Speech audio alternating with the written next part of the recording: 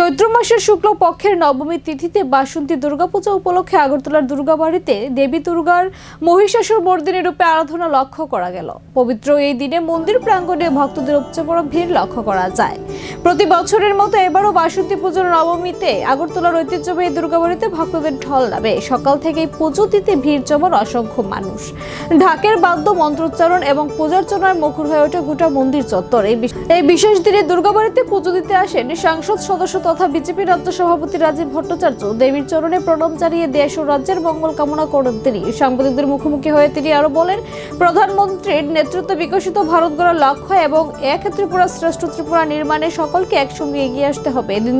তিনি দেবী দুর্গার কাছে প্রার্থনা করেন, জাতি, ধর্ম, বর্ণ নির্বিশেষে সবাই যেন ঐক্যবদ্ধভাবে রাজ্য ও দেশের উন্নয়নে অংশগ্রহণ করতে পারে। পাশাপাশি পবিত্র রামনবমী উপলক্ষে রাজ্যবাসীকে অভিনন্দন জানিয়েছেন।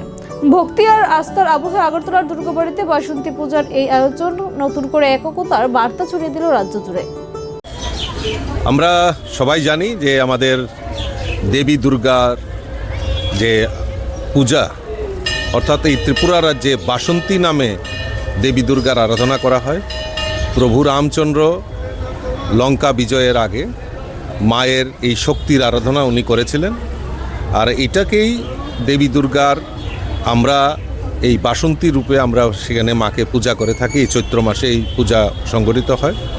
আজকে আমাদের নবমী, এই রামনবমী উপলক্ষে আপনাদের মাধ্যমে সমস্ত রাজ্যবাসীকে আমি আন্তরিকভাবে অভিনন্দন জানাচ্ছি, শুভেচ্ছা জানাচ্ছি। তার পাশাপাশি আমাদের